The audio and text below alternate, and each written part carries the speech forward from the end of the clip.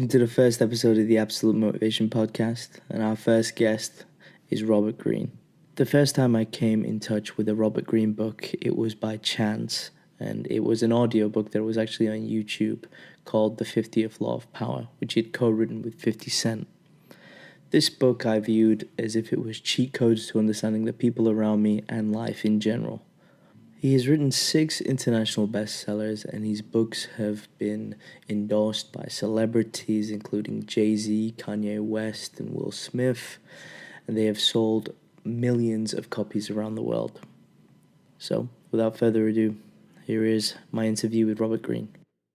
The first question I had was, with like the 48 Laws of Power and the 33 Strategies of War and pretty much many of the books that you've done, there seems to be like an apprehension with people kind of wanting to get into them and reading them because they have like a moral standpoint on them. They think they're immoral and so forth. Why do you think that is? Is it something that people see within themselves that they're frightened of, or do they just want to view the world in kind of like a black and white term? Well, I think my books are kind of a strange sort of Rorschach test.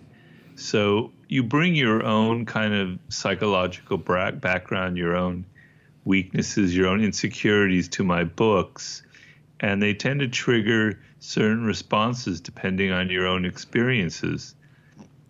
So I've noticed that there are people who've had traumatic experiences in their past. Perhaps they've dealt with a con artist or a seducer who really, really manipulated them.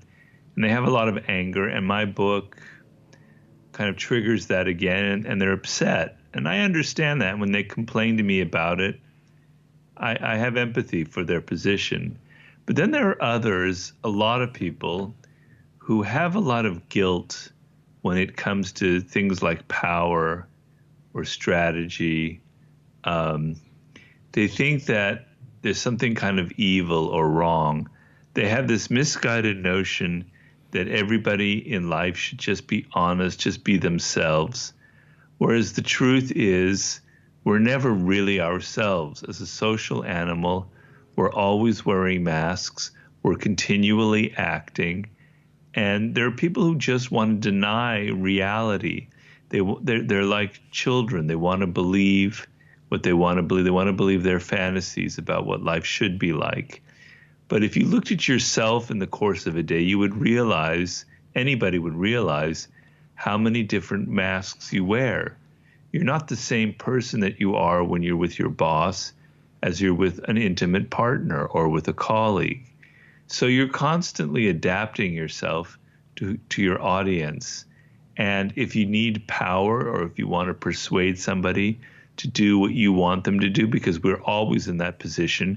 We have to persuade people to hire us, to buy our products, to, go see our film. In that situation, you have to use some tactics, some strategy, because people aren't naturally just going to say, oh, I love your book, I love your podcast, I'm going to listen. You have to seduce them. You have to influence them. And that requires strategic thinking and, I hate to say, a degree of manipulation. And for me, understanding this basic principle about life, about how it is in the real world, is what makes a person an adult. And some people get really angry about that. They don't want that reality revealed. They want their fantasy, and they see the book as evil. And I don't mean to generalize, because I don't think I can say this categorically, but oftentimes I've noticed that people who are uncomfortable with my book are people who are very, very manipulative in life. They're very passive aggressive. They don't realize that it's unconscious, but they play all kinds of games. And I think unconsciously they're upset by my book because it's actually making them deep down aware of something inside themselves. So I think those are two kinds of people who judge my book negatively. One I can understand and I deal with, and I talk to people like that. Another group are people who I think are hypocritical and are not coming to terms with basic facts about human nature.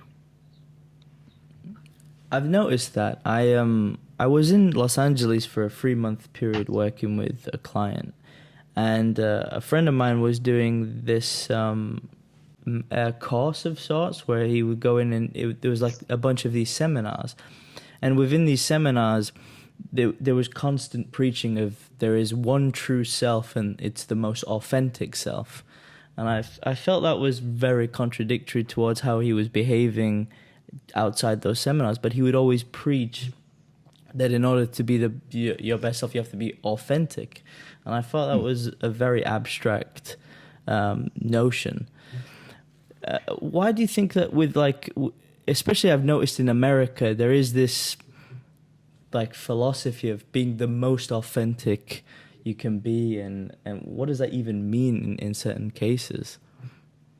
Well, I agree with you. There's two ways I look at that. Number one, we don't really know who we are, and I want people to admit that when they look at their books. We assume that the one thing we know for sure is who we are, but the truth of it is that we really don't know who we are. We have many different selves. There isn't never one self. This is a concept that's very deeply ingrained in Buddhism that's greatly influenced me. Our self is constantly in fluctuation. We're not the same person we were as a child. In the course of a day, we have different moods. We have one self when we're with a lover. We have another self when we're with a boss, as I alluded to earlier.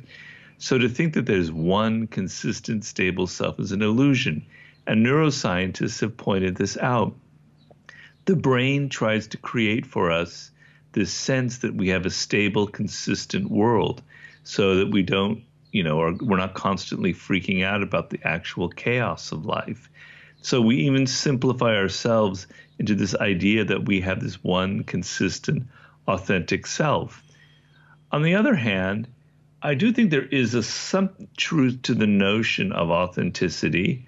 I talk about it in my book, The Art of Seduction, and I talk about it in my new book.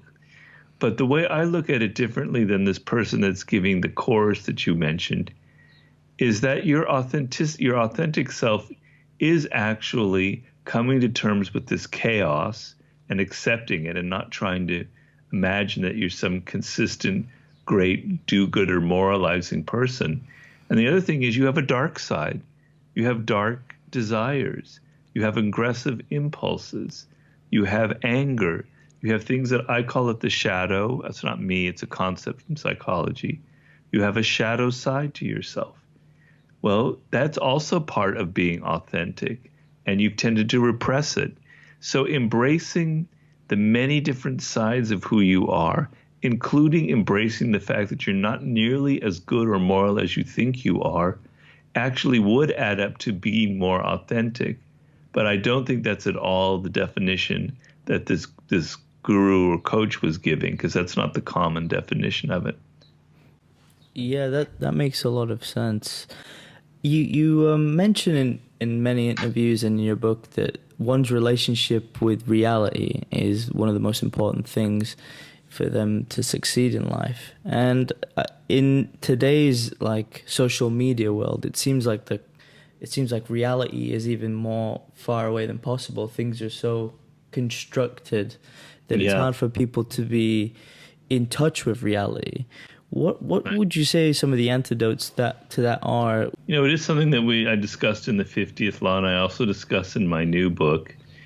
To ground yourself in reality, you would first have to ground yourself in yourself. You have to know who you are. You have to detach yourself from social media, from all the other influences that people are giving you. So when you don't know yourself, when you're not in touch with your own tastes and desires, your own impulses, what makes you different, what makes you unique, you are alienated from the one basic reality, who you are. And it creates, I think, a lot of anxiety and a lot of depression, because we all have a deep need to sort of express our personal opinions, our personal tastes, to find some outlet in some career, to give expression to what makes us different from others. And so if you're constantly listening to what other people are saying, if you're plugged in to the matrix continually, and that's your only reality, then really what you're doing is you're never understanding who you are. What you see when you look in the mirror is a reflection of all the other opinions that other people have. Opinions of you, opinions of politics, opinions of what's politically correct, of what's good and what's bad. You become a reflection of other people. And being alienated from yourself is a deeply, deeply depressing experience. It can lead to taking drugs, to stimulants, to all kinds of addictions. So, we can say certain basic things about yourself. You were born, very different from other people. Your brain is wired in a very unique way. Your DNA is unique. You are going to die someday. You're mortal. You have to fend for yourself in this world. People aren't going to give you things. This is sort of a basic kind of ground for your feet to stand upon. And understanding that is sort of understanding reality. And a lot of people, are fleeing from that, because living in that kind of matrix world of social media and all the fantasies, there's you don't really have to confront yourself. You don't have to deal with your own demons, with your own weaknesses, with your own flaws, but you pay a terrible price. So, there are many ways that people need to ground themselves in reality, and I could go on, and I talk about it in many of my books. But I think the principal source of the problem is that people are running away from themselves. And on social media, that process is greatly accelerated. I was watching an interview where you give your own kind of a different spiel on narcissism. Could you go into that a little bit? My different approach, it's not totally different. There are other people. I was influenced heavily by certain psychologists like Heinz Kohut and others. But my particular take on it is, and it goes to a deep theme in my new book, The Laws of Human Nature, is that humans we're all basically pretty much born with the same kind of wiring of the brain. This is what I call human nature. Obviously, we have individual differences, and we just discussed that. But there are certain traits that are common to humans. And so I want us to stop moralizing and dividing people into they're narcissists, they're aggressive, they're people who are envious, they're people who have this problem or that problem. We all share the same nature. And so we all have narcissistic tendencies. And I like to put it on a spectrum. So to become a human, to survive childhood and to survive the harshness of life, we have to become, to a certain degree, self-absorbed. We have to look after ourselves. And what we do is we develop self-esteem, a kind of a love for ourselves, so that when we have bad moments in life, when we feel depressed, when things aren't going so well, instead of sinking deeper and deeper into ourselves, we can tell ourselves, really, I'm not so bad. I don't really deserve all of these bad things. I'm actually a decent person. I'm worth something. And that pulls us back up, and we don't fall deeper into self-absorption. But there are a lot of people, because of a broken childhood or problems in their earliest years, who never develop that self-esteem, that ability to raise themselves up when they're not feeling loved enough or they don't have enough attention. Because in life, there are always going to be moments where you feel like people aren't paying attention to you. You're not getting recognition. And what happens to deep narcissists, that's what I call them, is when they have a moment where something goes bad, where they're not getting what they want in life, they don't have that inner kind of thermostat that raises them up through their self-esteem that says, I'm a good person, I'm worthy. And their only way of dealing with the frustration and the anger that they have in these moments is to try desperately to get more attention from people, to do whatever they can to get validation and recognition from the people around them. They can't get it from themselves. They can only get it from other people. And so they don't have that thermostat that raises them up. So when they have bad moments, they fall deeper and deeper and deeper into self-absorption, and they can never really, really get interested in other people. And you'll notice with deep narcissists that their view of the people around them is they don't see the world the same way you or I do. They see other people as extensions of themselves, as what Heinz Kohut calls self-objects. They're objects that they can use for their own amusement, for their own power, for their own aggrandizement, etc. And so, I say that we all have narcissistic tendencies. So if I go through a crisis in life, my natural tendency is to become more self-absorbed, more narcissistic, and this will happen to everyone. But there are people who are more trapped into that and can never get out of it, and they're very difficult to deal with because they can be kind of charming.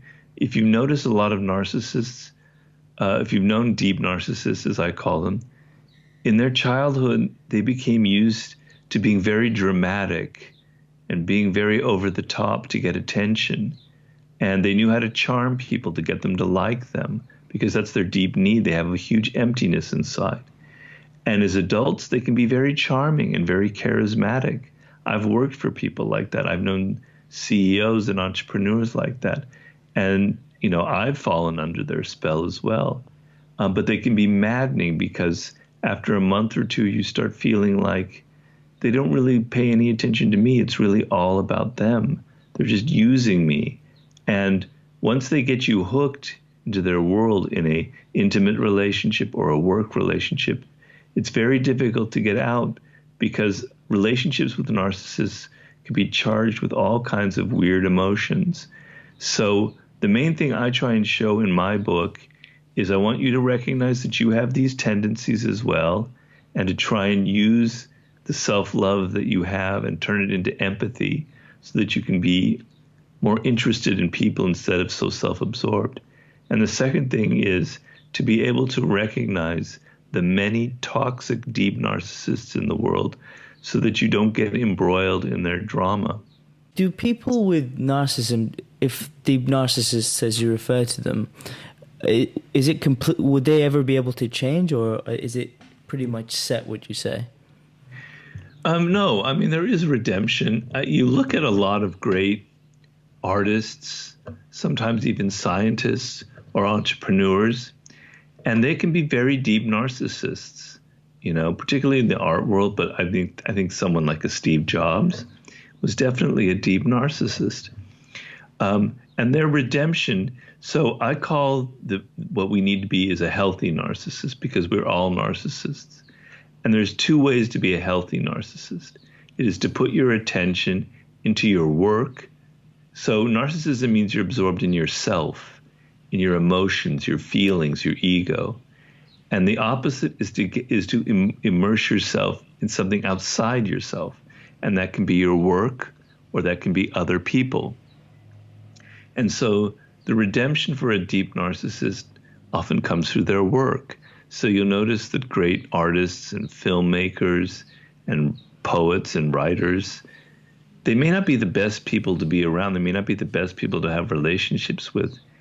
But they're really good with their work because they've put all of that energy and all that desire for attention into their work as a way of kind of getting what they want. And that is definitely a form of redemption. I talk in my book about, well, actually, I cut it from the book, so I shouldn't talk about this, but there's the scientist Robert Oppenheimer, who was intensely narcissistic.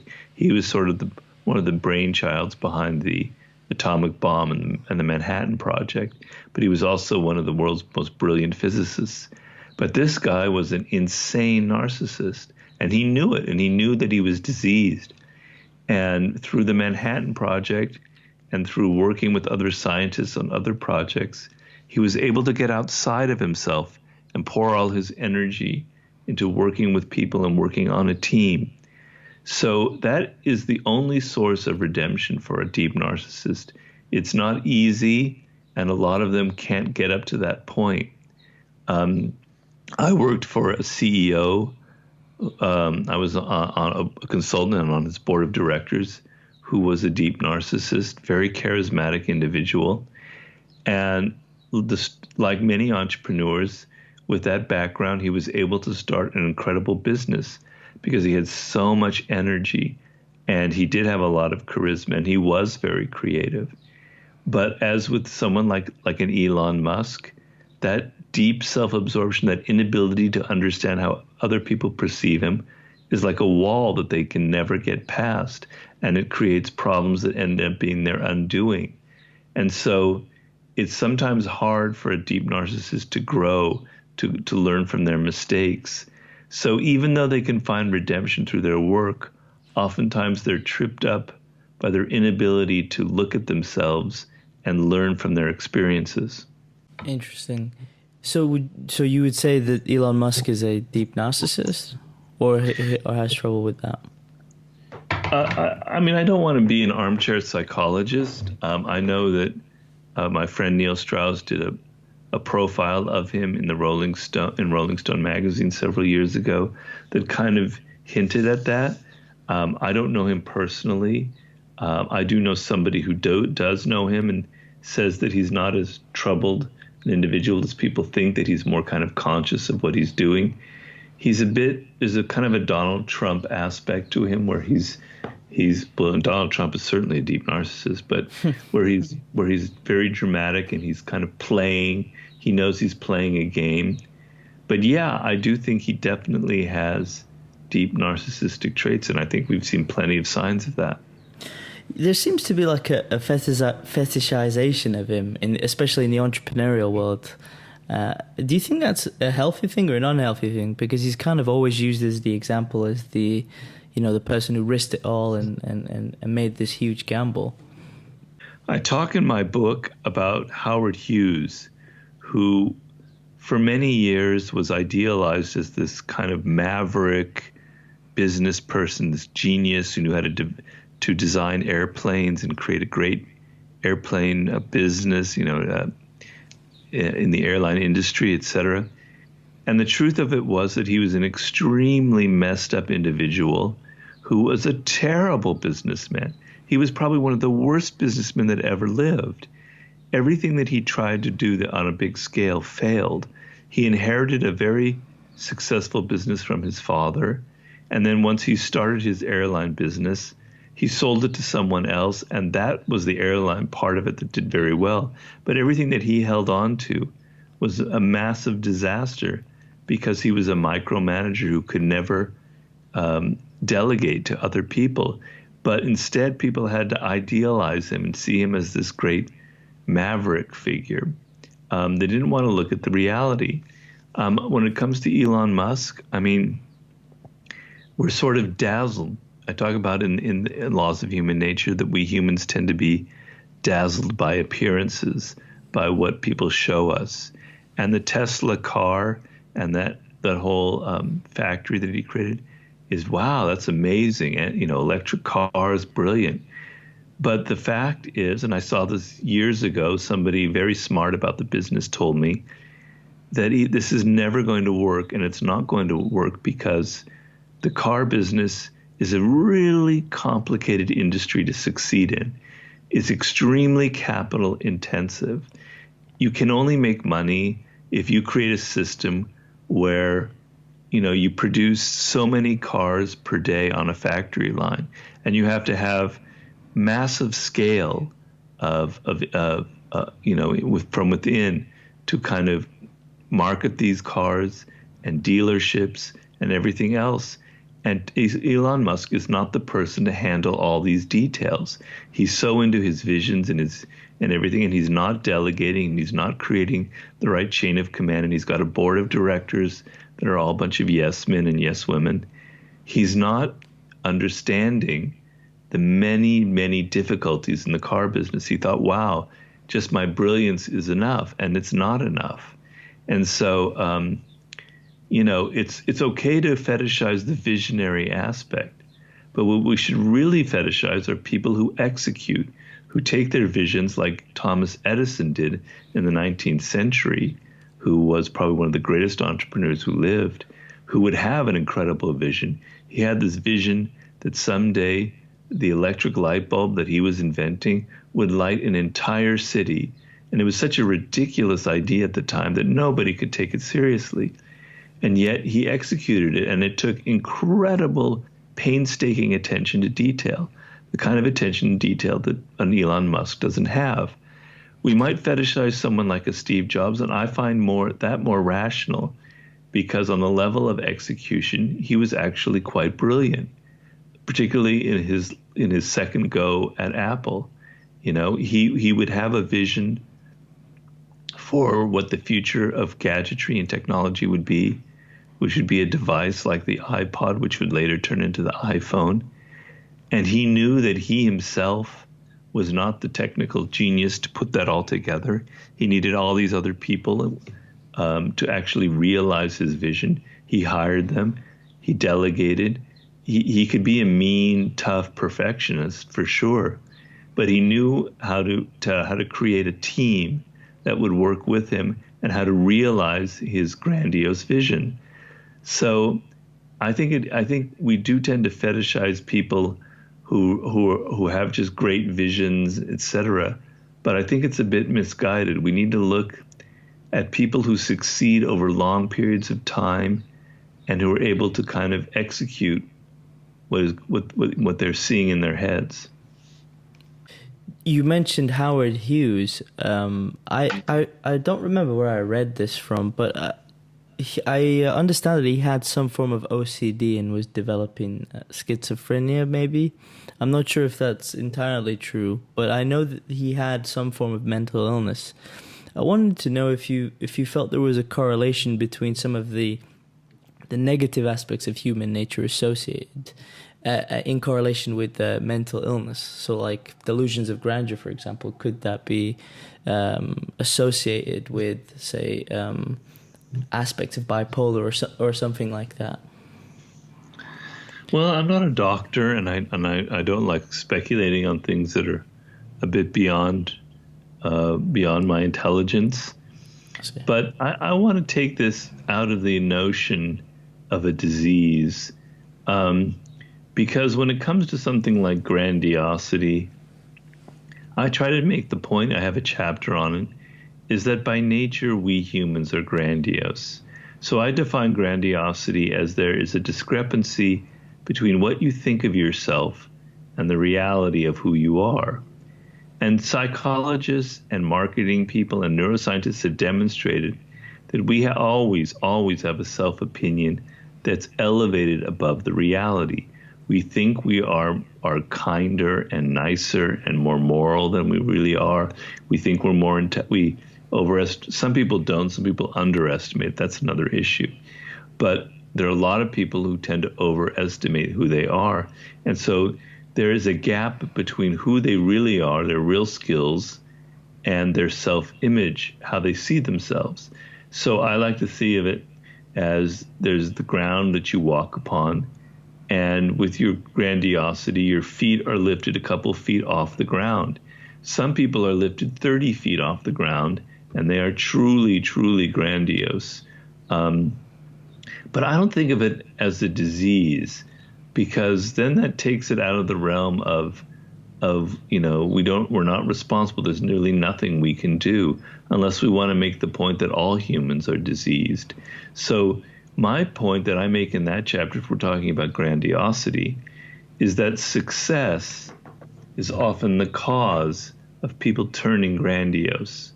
So if we look at someone like Donald Trump, who I would say fits very much the mold of someone who's grandiose, he has, since very early on in his life, has gotten away with so many things. He's always managed to kind of punch his way out of a bag or a dark corner, and the successes that he's had, which a lot of it is kind of just marketing success, has kind of gone to his head, and he thinks that he's got the golden touch, that whatever he can do, it can't fail. And I talk about Michael Eisner, head of Disney for many years. And he had an incredible string of success over 10, 15 years. And he lost touch with reality. So if you took anybody, if I took you or you took me, and you started a business that was massively successful, you became a billionaire in a couple of years, you would start becoming grandiose. You would start imagining that you have all kinds of powers that you don't really have, because inevitably with Michael Eisner or Donald Trump, there's a huge element of luck for your success and other people helping you. And you're tending to subtract that and imagine everything stemmed from you.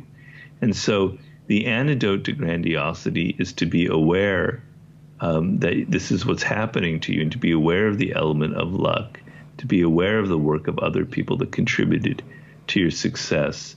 So, I mean, there are elements of narcissism, for instance, where people who are deeply narcissistic, there might be a genetic component.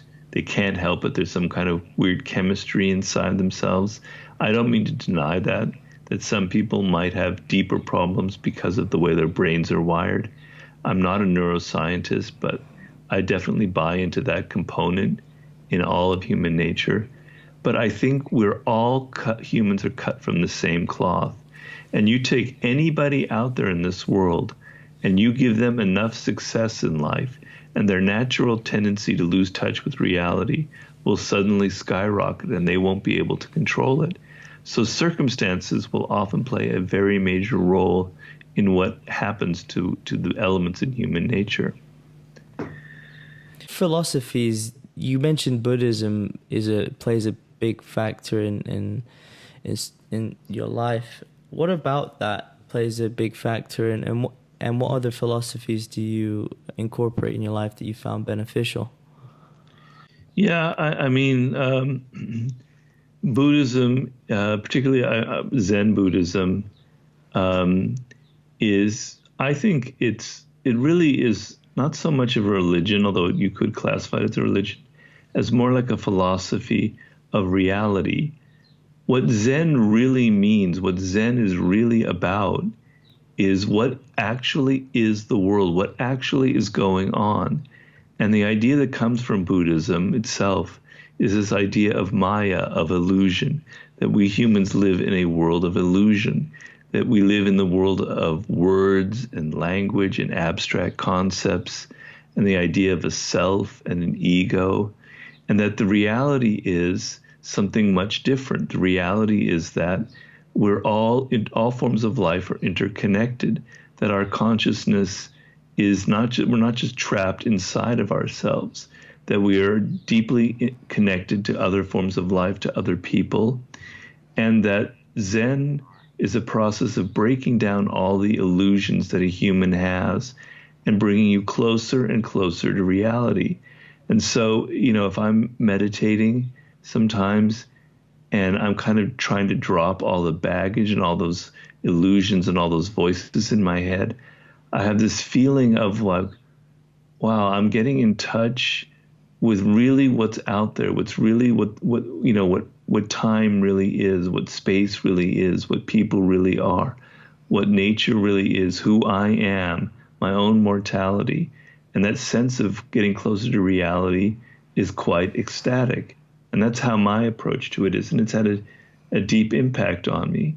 I've been always very interested in Asian forms of philosophy because I find them much more kind of attuned to reality, to the back and forth nature of life, to things that are so much less judgmental. So Taoism has deep elements in that. It's what attracted me to Sun Tzu very early on, because I think his form of strategizing about life is so much deeper and richer than a lot of the books that Western writers write, because he's so much more in tune to how things turn into their opposites. You might call it sort of dialectical thinking. I like people who are fluid in their thinking, who are not rigid, who don't come with sort of preset ideas and values. And there are plenty of philosophers in the Western world, people like Nietzsche or Henri Bergson or others, who have that kind of similar approach. and I've very much been influenced by them. Someone like Baltasar Gracian, or even Machiavelli to some extent, who's been a major influencer, particularly on my first book, The 48 Laws of Power, and my Strategies of War book. But in general, if I had to summarize it, I like thinkers and writers who have a certain fluidity to it, who come to life with a kind of an open mind, because I find that's more realistic, that's what really life is about.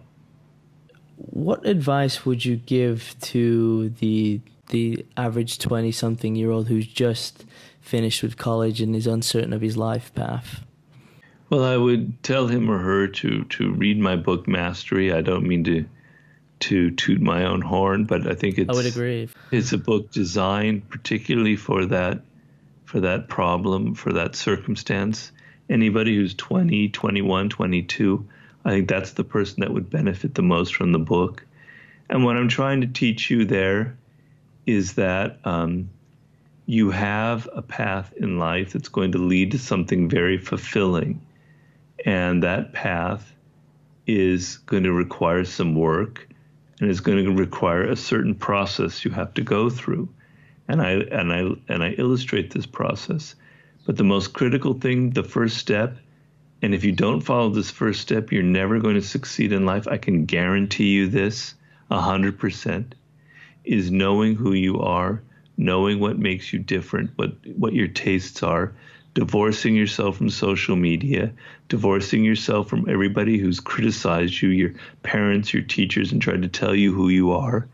It's about embracing what makes you unique and finding some way to bring out your own weirdness into your work, into creating a book, into starting a business, into wherever you go. It doesn't mean you have to be an entrepreneur.